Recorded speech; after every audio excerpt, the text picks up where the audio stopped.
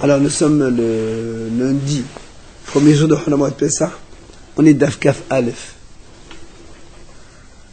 Et donc on est à la ligne 14 à peu près, à Marmor. Alors on avait dit hier, dans la Mishnah c'était marqué que celui qui il mange, enfin ou il boit du sang, le Hayav Karet c'est marqué dans la Torah. Et on a dit, puisqu'il y a marqué dans la Torah la Aouf et la Behema, d'accord, c'est marqué dans la Torah la Aouf et la Behema, c'est-à-dire le sang de la volaille ou le sang de la bête.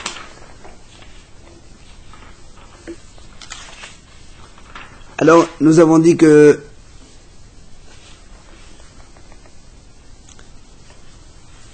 pourquoi la Torah a dit la Aouf et la Behema? Pourquoi on a besoin de dire la Aouf et la Behema? Puisqu'il est marqué dans la Torah Kol Dam lo tochel, tu n'as pas le droit de boire du sang. Ça inclut tout le monde. Pourquoi on a besoin? Alors on a dit à Marmor, il a dit comme ça, Klal ufrat uchlal, parce qu'on avait un cas général. Après on avait un détail, et après on avait un cas général de nouveau.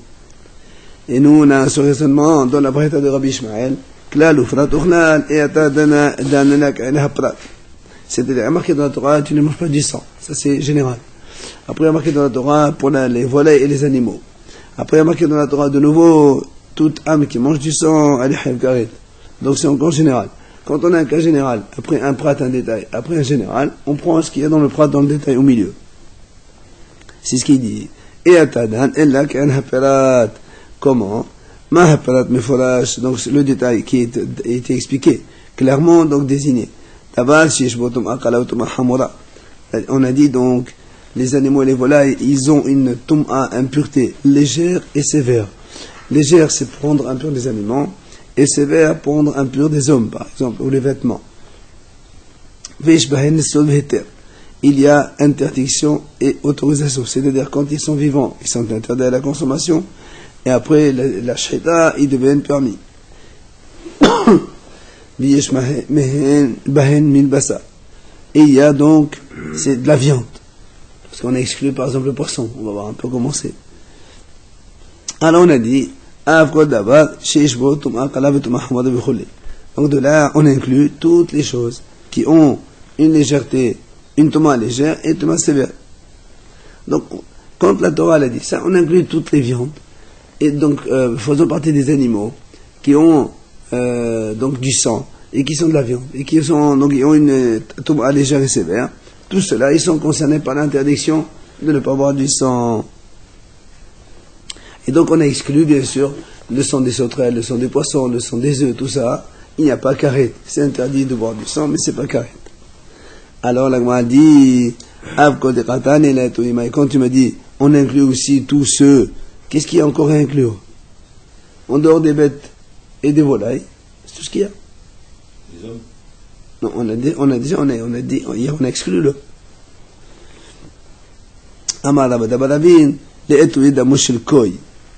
On a dit c'est pour inclure le sang du koi. Rappelez-vous, le koi, c'est cet animal qu'on obtient avec le croisement d'une chèvre avec le daim. D'accord? Ou le chevreau avec la gazelle. Alors on a dit donc cet animal qui, donc en fait, le daim. Oui. Oui. Et donc c'est. Il rentre dans les deux catégories puisqu'il a. Non, pas on exclut, on inclut. On va inclure sans que lui aussi. Non. Parce que. Moitié sauvage, moitié. Alors, lui, moitié sauvage, moitié domestique. Oui, mais la khaya et la. Alors, justement, l'Agma a dit, c'est ce que l'Agma lui dit. Elle lui dit, je comprends pas. Maïka Saval, qu'est-ce que tu penses? Et Saval, quand il se fait si tu me dis que c'est un safer, est-ce que la Torah va m'interdire quelque chose qui est douteux? Là, dans la Torah, il n'y a pas de doute. C'est ou c'est comme ça, ou c'est comme ça. Donc, si tu considères que c'est un animal domestique, c'est interdit. Sauvage, c'est interdit. Si on ne sait pas, la Torah ne peut pas interdire des choses qu'on ne sait pas. Donc, qu'est-ce que c'est ce truc? Qu'est-ce que tu vas inclure? Et là, ça va, il dit non. C'est parce que tu aurais pu penser que le koi, c'est une créature à part. Et elle n'est pas concernée par cela. Alors, on te dit non. Voilà. Tu inclus le sang du koi, que c'est assur aussi, comme les animaux et les volailles.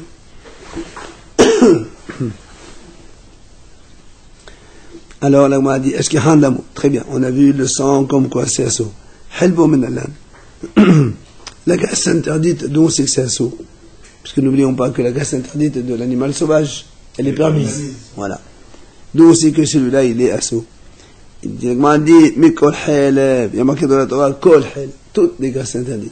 Donc même celle-là qui est croisée, qu'on ne sait pas exactement, c'est aussi interdit. Nevelato Minalan. Son cadavre, d'où on sait que c'est assaut, parce que tu me dis que c'est un être à part. D'où on sait que la nevela de celui-là, c'est assaut de le manger. Et moi, je dis, Kol Nevela. Là aussi, c'est marqué Kol Nevela. Alors, après, il dit, Gidan Hashem Minalan. Et d'où aussi qu'on ne mange pas l'arrière de cette bête-là, parce que c'est une création à part. Le nerf sciatique. Oui, c'est ça, l'arrière de la bête, le nerf sciatique. On m'a dit,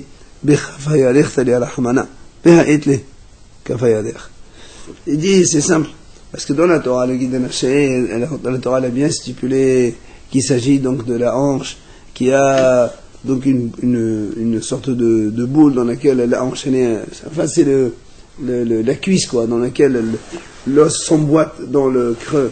Il dit, or celle-là aussi, elle possède ce genre de choses, donc ça va de soi que c'est assourd comme l'autre aussi. Excuse-moi, la seule différence sur le guide Naché, c'est qu'on l'apprend de l'histoire de Jacob quand il s'est battu avec le. Oui, mais ça c'est. On l'a déduit de ça, mais non, c'est pas une introduction claire, si. Non, c'est marqué dans la Torah, Lo yuchalo ben Israël, ils ne mangeront pas. On a donné la raison parce que Jacob il a fait ça, mais même sans Jacob, ce sera quand même interdit de toute façon. Alors, la Gemara dit Tum'ato ou Shchitato min al-lan. Donc, c'est qu'il rend tamé comme les autres, la nevela de cet animal-là, donc du koi. Et ou Shchitato qu'il faut lui faire la Shchita comme tous les autres animaux. Et la Gemara dit voilà, c'est la logique qui veut. Mais de l'echol mine rabbi al-hamana, kabehema, alors Tum'ato ou Shchitato nami kabehema. La Gemara dit c'est pas chaud. Puisque maintenant, jusqu'à présent, on a tout inclus pour cet animal-là, comme un animal normal.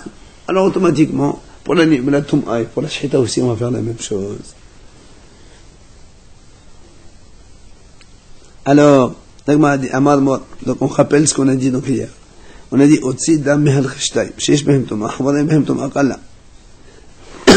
dit, on exclut le sang des hommes, donc justement des humains, qu'il n'y a pas karet. Pourquoi? Parce que l'homme ne comprend que des impuretés sévères. Il n'y a pas de tom'a légère. Alors moi, je dis, je ne comprends pas. Comment tu dis, il n'y a pas de tom'a légère? Voilà, c'est marqué, celui qui coupe donc un morceau de viande, enfin de chair d'un homme qui est vivant, oui, sarich ma hashava. Il faut qu'il y ait une pensée. D'accord? C'est-à-dire qu'il faut qu'il y ait une pensée qui veut donner cette viande à la consommation de quelqu'un. Parce que comme c'est pas habituel, d'accord? Donc ça s'appelle pas, dans ces cas-là, ça ne s'appelle pas de la nourriture, puisque c'est pas mangeable, c'est pas consommable. Et il faut chercher, c'est-à-dire comme dans tous les aliments, on a dit que pour que ça prenne l'impureté, il faut que l'aliment il soit imprégné par un liquide. Là aussi c'est pareil.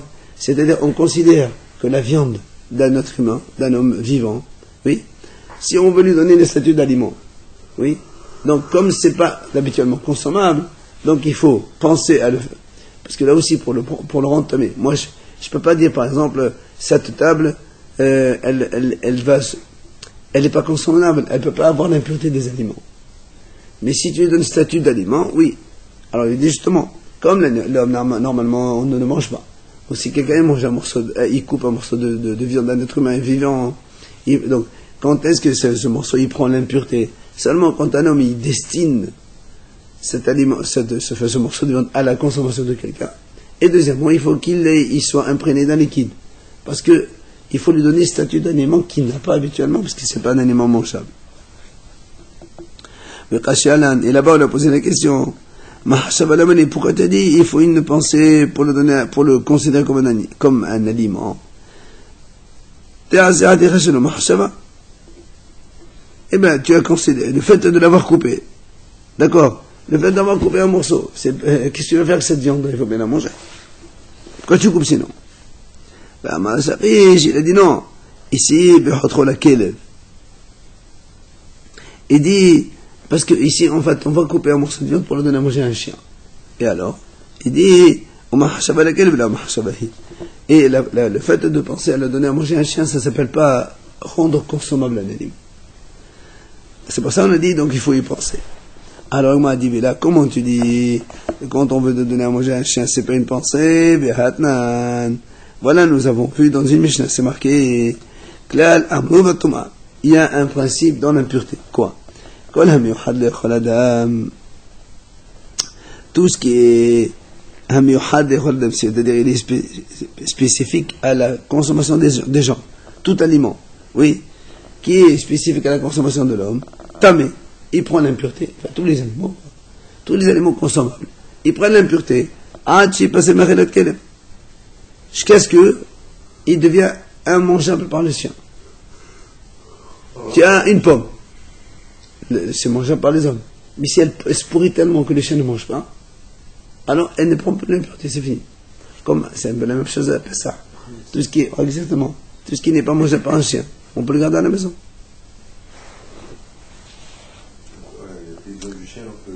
Alors, tu vois bien, donc toi tu me dis, la pensée pour un chien, c'est pas une pensée. Voilà, on voit ici que quoi?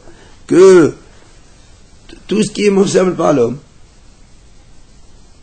il prend, donc il a le statut d'aliment, jusqu'à ce qu'il soit impropre à la consommation d'un chien. Donc tu vois bien que le chien,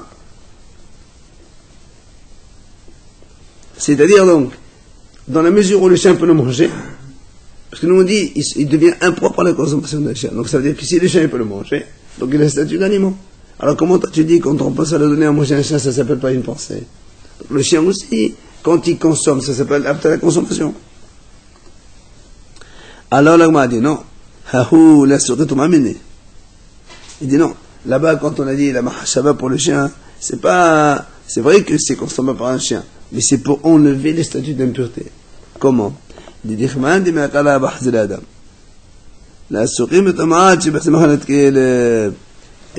étant donné qu'un aliment, il dit en fait c'est comme ça qu'il faut comprendre. Un aliment consommable par l'homme, il prend l'impureté. Jusqu'à un moment où il devient impropre à la consommation du chien, là il prend plus l'impureté. C'est-à-dire ici il se pourrit tellement que même les chiens ne mangent pas. Dans ces cas-là, cette chose-là, elle ne prend plus l'impureté. Un impur, il touche une pomme, par exemple. Il aura une pomme impure.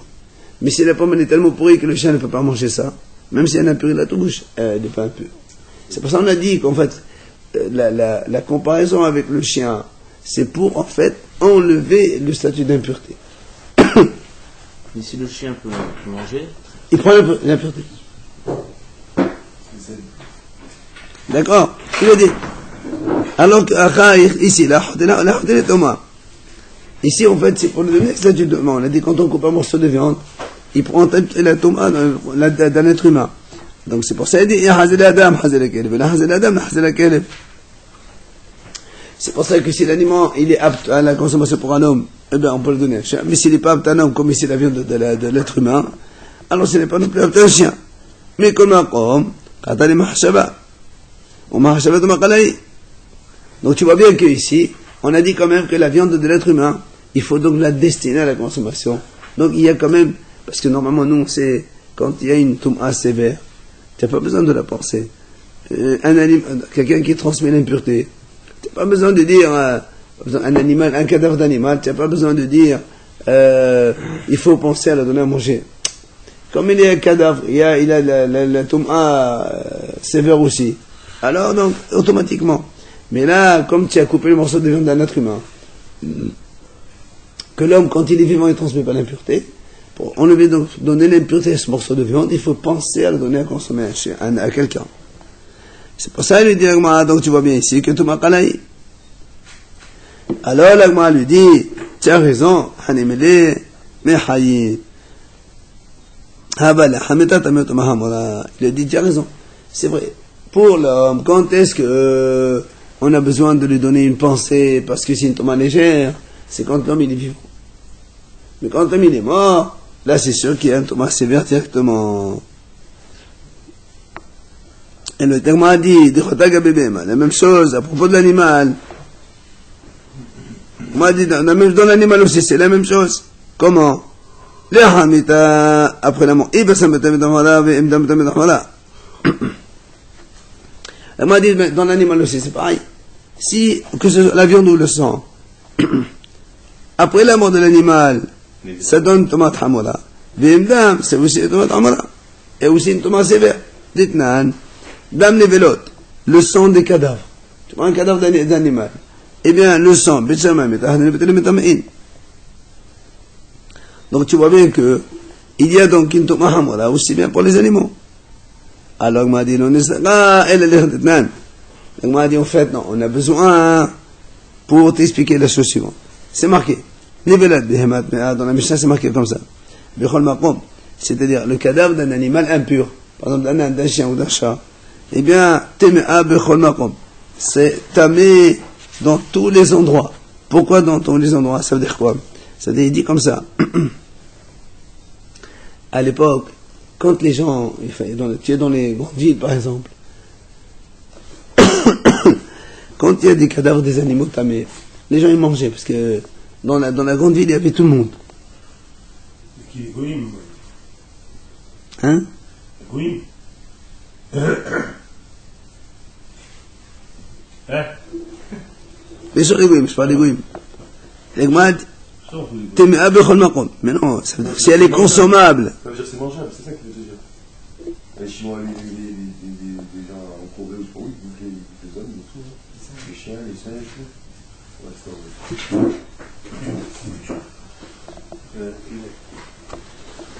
Donc la Mishnah dit comme ça.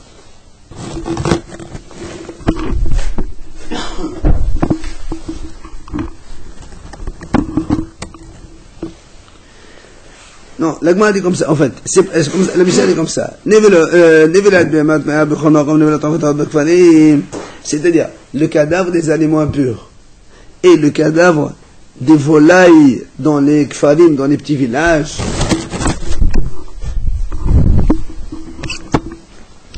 En fait, la Mishnah dit au contraire.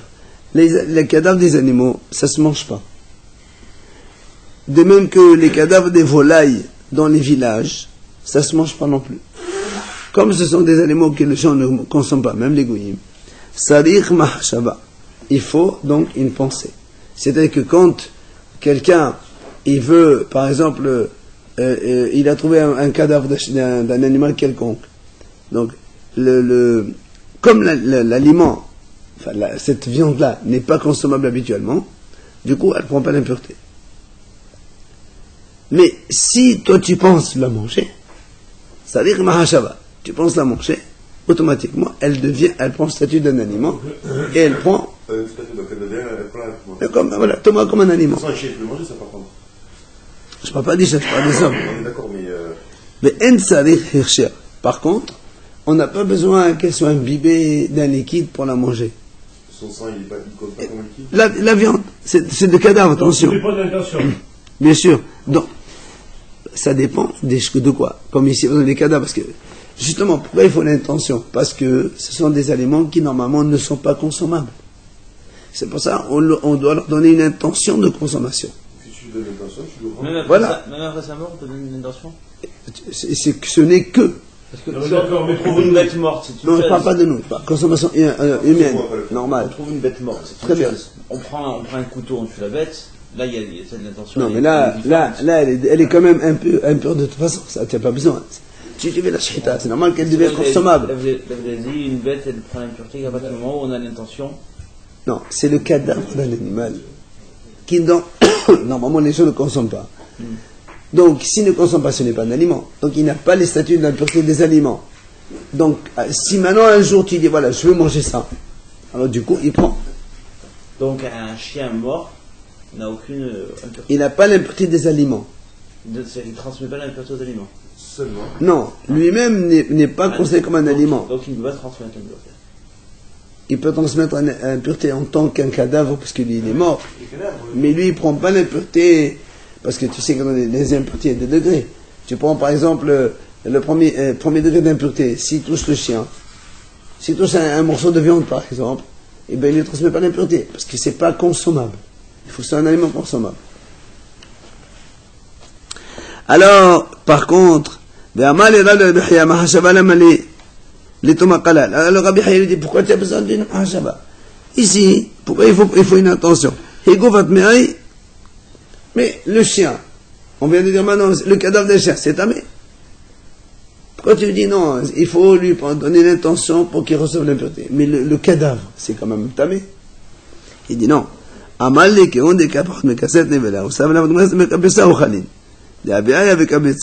dit parce qu'en fait, parce que quand un aliment, pour qu'il prenne l'impureté, il faut qu'il soit au minimum volume d'un œuf.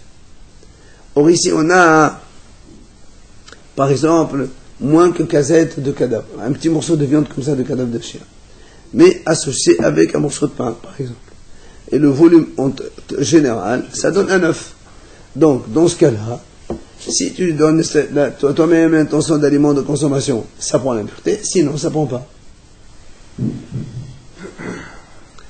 Alors on m'a dit dans ces cas-là, si maintenant tu donnes le statut d'un aliment, pourquoi tu as dit il n'a pas besoin d'être imprégné? Nous on sait que tous les aliments, pour prendre l'impureté, il faut qu'ils soient imprégnés d'un liquide. Alors pourquoi toi tu m'as dit non, on n'a pas besoin? Alors on m'a dit non, parce que c'est marqué. Rabbi Ishmael il a dit comme ça, étant donné que dans la Torah c'est marqué Al-Kol Zera Zerua Shri Zarea, Rabbi Ishmael a dit, la Torah quand elle a parlé d'imprégnation d'eau, elle a parlé sur les plantations. C'est quoi? Mazelaim miyuhadim, she'en soman etametom hamora v'zarech hechsher, afkol she'en soman etametom hamora hechsher. Il a dit parce que dans la Torah, étant donné que c'est marqué à propos des plantes, or les plantes ne peuvent jamais donner une toux assez vert. Alors que l'aliment, le cadavre d'un chien, il peut donner hamora. C'est pour ça donc ici, quand est-ce qu'on exige une imprégnation par un liquide? C'est quand il y a un aliment qui ne peut jamais donner une touma sévère, mais seulement une touma légère comme celle de l'aliment. Mais étant donné que le cadavre du chien lui-même, il est touma sévère, alors on n'a pas besoin de l'imprégner. Donc c'est quoi? C'est tous les fruits, il faut. En relation, en contact avec l'eau. Il faut. Et la rosée, tout ça, ça fait partie. C'est la même chose. Amal et هاني بيأخذ العالم دي لازم بحط مكسر دي بلا أبلي خادي كابي غبي بحط مكسر دي بلا كنت مستبلي كسر لا بايخشير لا بوقي مت لما دي alors l'a dit il lui dit Rabbi Haya lui répond il lui dit monsieur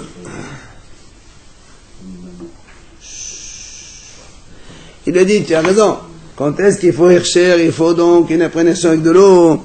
Ça, c'est quand il n'y a pas, par contre, de kassait nevela. C'est quand, parce qu'il y a moins que kassait nevela. Parce qu'ici, on a dit, il y a moins que kassait, un morceau de cadavre de chien mélangé avec, par exemple, avec du pain pour faire un œuf. Et ça peut s'associer? On a dit, c'est un aliment. Tu le rends, tu donnes le statut d'aliment, on a dit comme oui, ça. Ah, bah, la mais ici, quand, ici, tu as moins que kassait nevela. Puisque si tu leur rajoutes un peu de pain, par exemple, d'accord, tu lui donnes un volume important, eh bien là, on n'a plus besoin d'imprégnation. Là, c'est pour exclure le mort. C'est-à-dire quoi? Un morceau un homme, un cadavre d'homme, qui lui, le cadavre d'homme, il a donc Thomas sévère obligatoirement. Enfin, regardez le malialé, là, il dit, même si tu prends moins que le volume d'une olive d'un homme mort, que tu associes avec un morceau de pain pour manger, étant donné que, il dit, même si un homme il lui donne l'intention de manger, ça se mange pas l'homme. Donc lui, son intention n'est pas considérée. Donc du coup, même si tu l'associes, on n'a pas besoin de l'imprégner pour prendre la tombe. Comme pour les animaux. Pour les animaux, si, on a dit oui. On a dit qu'il y a déjà une impureté dans ces êtres-là. Oui, mais parce que d'être en contact avec l'eau. Par contre, les végétaux, etc., eux, ils ont besoin de... Très bien, mais dans l'animal, on a dit, c'est quand toi tu donnes l'intention de le consommer, d'accord, étant donné qu'il y a un peu de cassette nevela, il y a moins que kazaï. C'est pour ça que quand tu es associé avec du pain, ça marche, tu lui donnes l'intention. Mais chez l'homme, ça ne marche pas.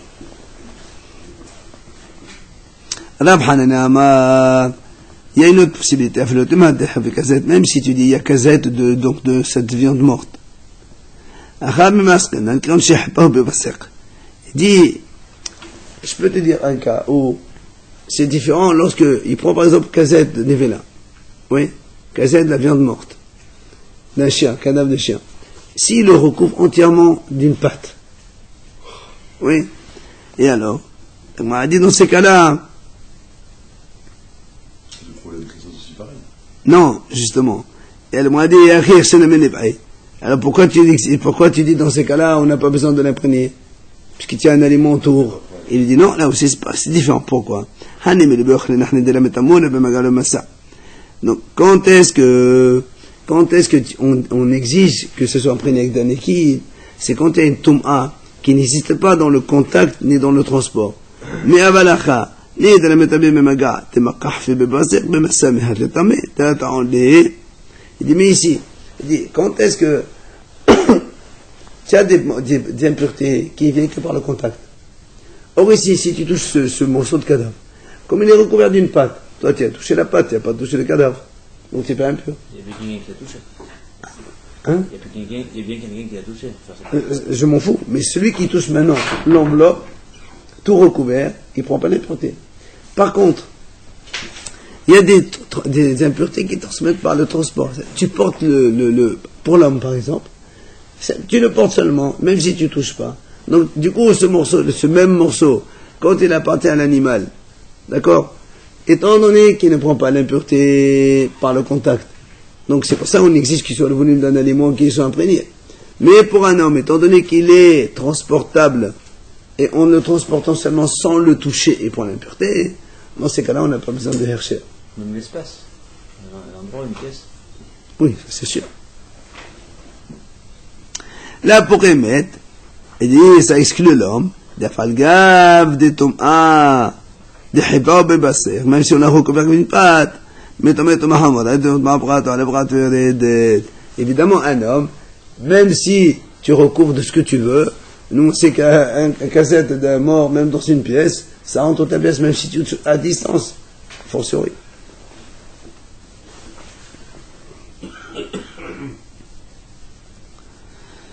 Après, on a dit dans la Mishnah, Amar Moriasa, Dam Darim, dans la Gemara, on a expliqué ici, hier, on a dit, ça exclut le sang des poissons et le sang des sauterelles.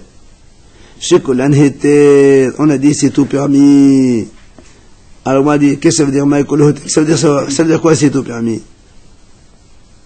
Parce qu'il a dit, Kolan Heter, toute la chose, elle est permise. Il dit quoi?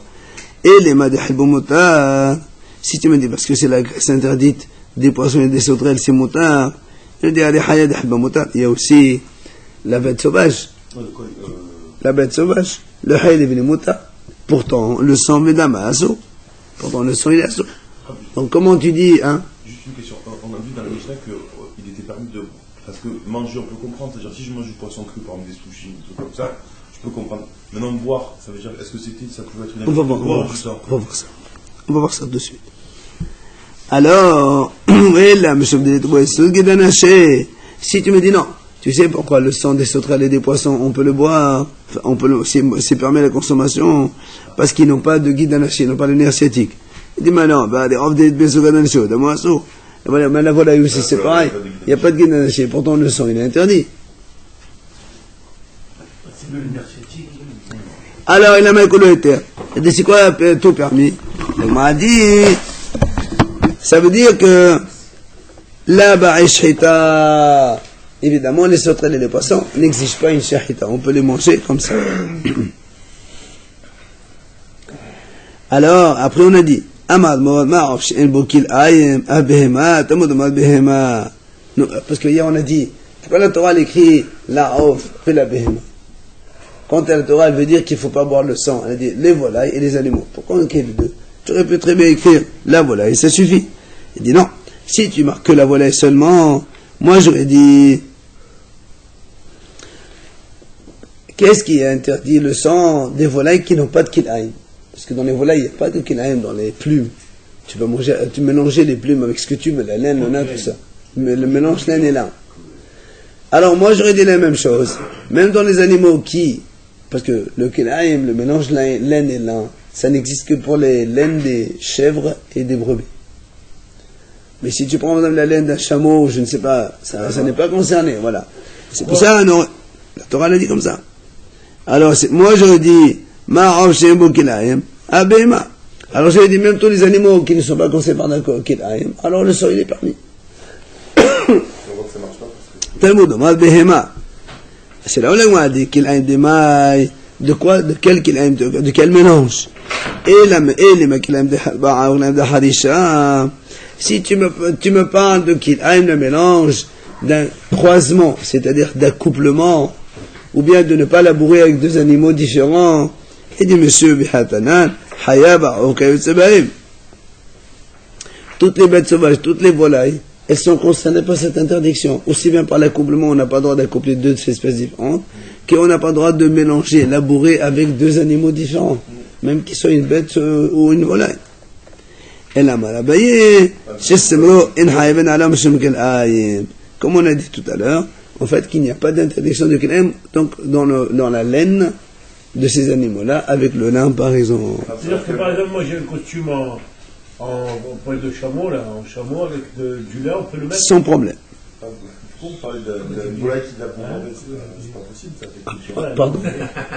Tu peux pas prendre une autruche, elle peut pas te pousser un truc. D'accord, mais une autruche. Ah monsieur, quand on n'a pas les moyens, on a ce qu'on a, non? Non, c'est pas une question de moyens, c'est une question de possibilité, je pense pas qu'on va mettre. Pardon, une autruche, c'est parce que c'est qu'elle est solide, autruche.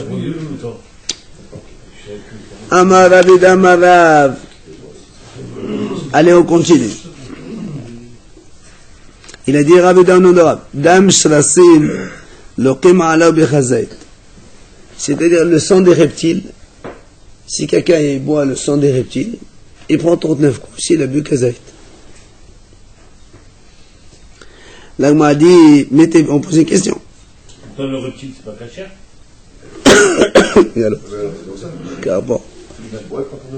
Là, on m'a posé une question.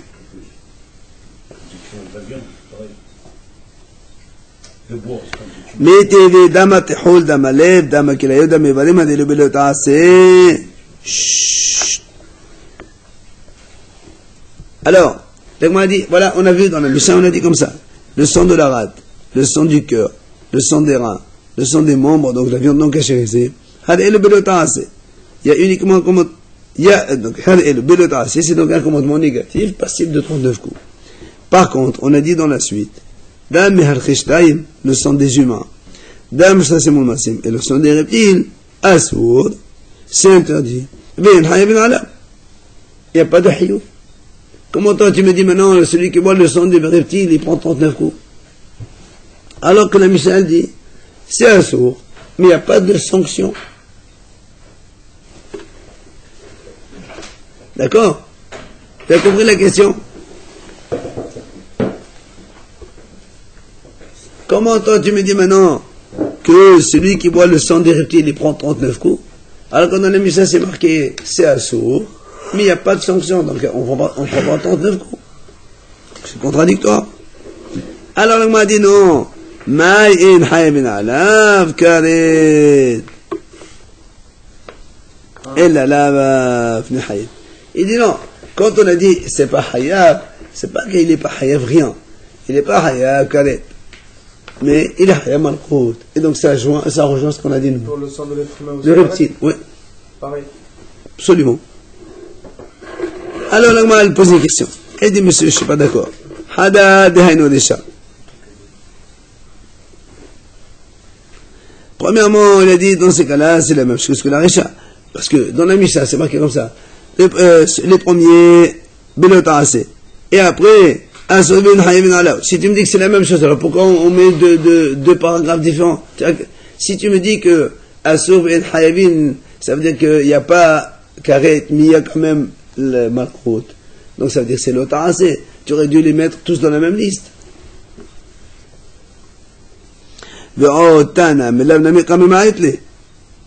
Il dit pourtant, et en plus, on a vu que le Tana, il a exclu, comme c'est marqué de Kadene, Sadam Shalasim, Shemem Tomahamora. Et pourtant, donc, on a vu que le Tana, il a dit à l'exclusion du sang des reptiles qui n'ont pas de Touma sévère. Donc tu vois bien qu'ils sont moindres. Donc, comment d'un côté tu me dis dans la Mishnah c'est marqué donc dans la Mishnah on a dit que le dam sharasim n'est pas hayab, et maintenant tu me dis qu'il y a 39 coups. C'est la question d'Agma.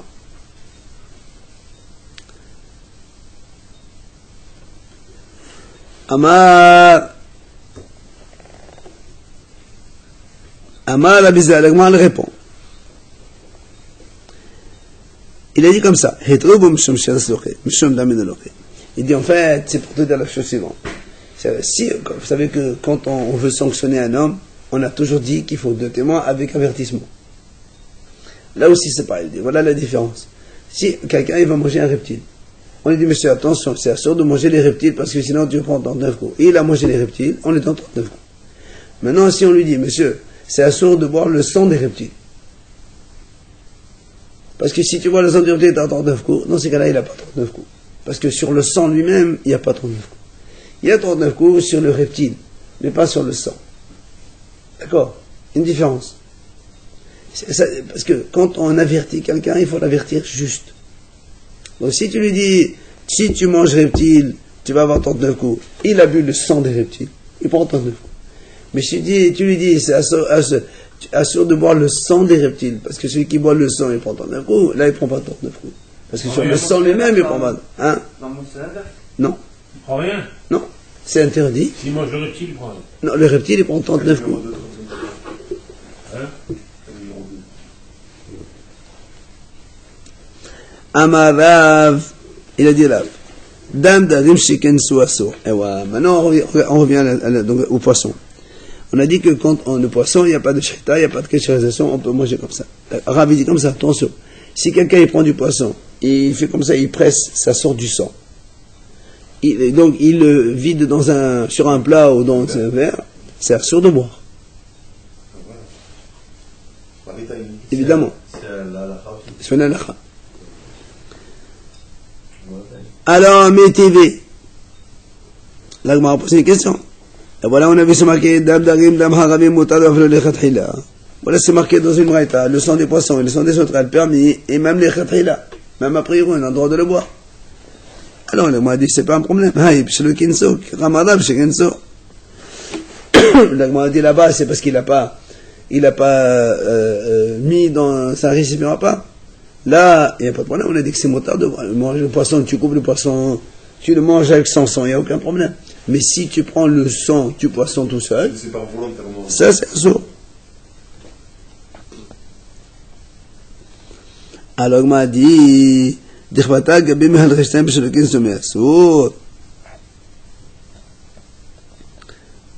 alors il m'a dit, puisque c'est comme ça, nous on a dit, dans la Mishnah c'est marqué comme ça. Le sang des humains, de l'homme, c'est assourd. Alors, qu'est-ce que ça veut dire? Puisque nous, on est en train de dire là-bas, ici, on parle quand il n'a pas séparé. Mais s'il a séparé, c'est assourd. Alors, ça veut dire que le sang de l'homme aussi, quand il n'a pas séparé, c'est assourd aussi. Voilà, Behatania. Voilà, c'est marqué comme ça. Dam Shal Gabi Keka God et Dobeochlo. C'est comme il n'est pas consommable, alors que enfin, l'homme, il n'est pas. On n'a pas l'habitude de le consommer, alors que le poisson le consomme. On pourrait voir ça. Non, la question elle est, toi tu m'as dit, quand il est séparé, c'est assourd.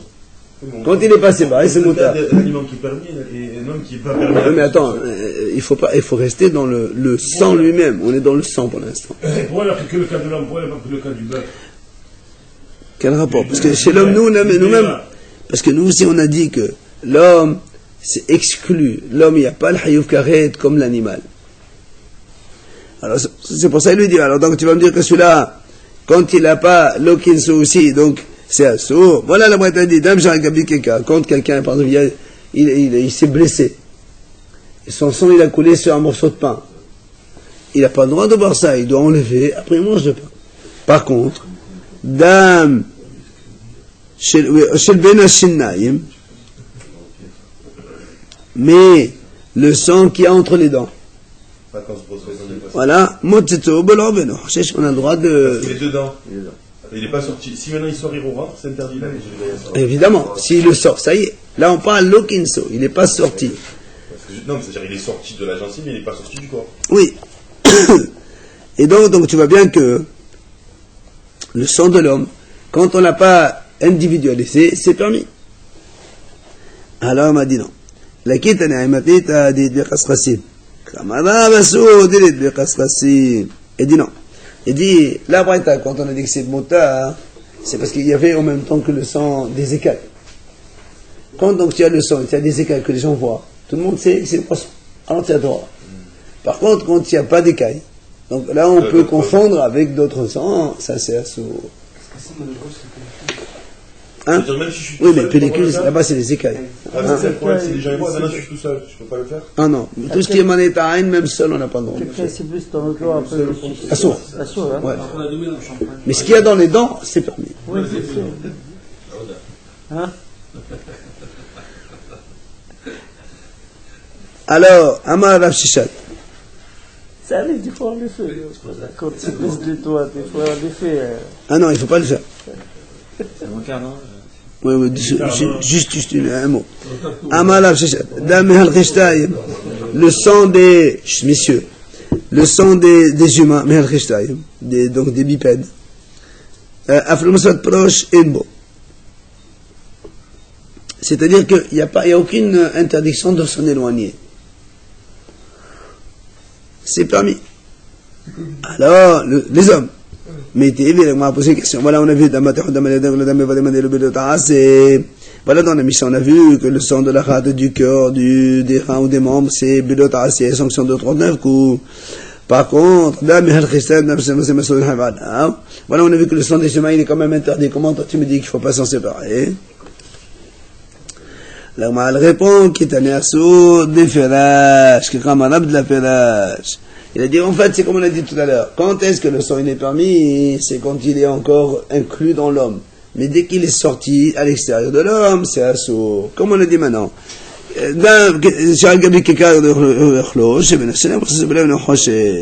D'accord? Quand le sang il est sorti sur... Ben non, on a des dents, on a dit comme ça. Le sang qui sort des dents. Quand il sort sur un aliment, il est sorti du corps, donc tu n'as pas le droit. Hein, mais quand il est encore à l'intérieur des dents, c'est permis. Voilà. On fera ça demain, si Dieu veut. Hein? Quand on mord une pomme et on voit du sang. Ah, bien sûr, il faut enlever le morceau, bien sûr. Ah, il faut enlever le morceau. Ah ouais, quand on croque une pomme, après tu vois du sang sur la pomme, tu es obligé d'enlever, attention. Ah oui.